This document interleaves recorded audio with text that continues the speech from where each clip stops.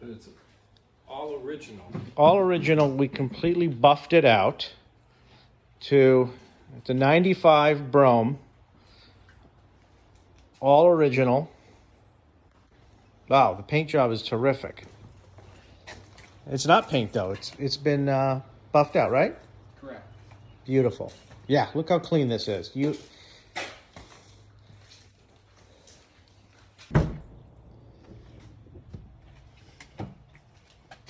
This one spot has to be repaired, so we got to get a Yeah. upholstery person.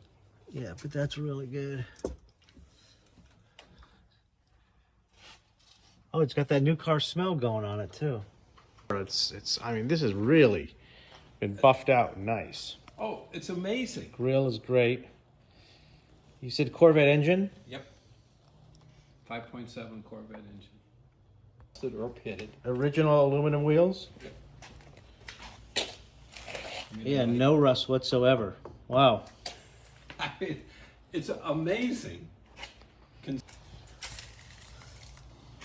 Take a look at the back seat.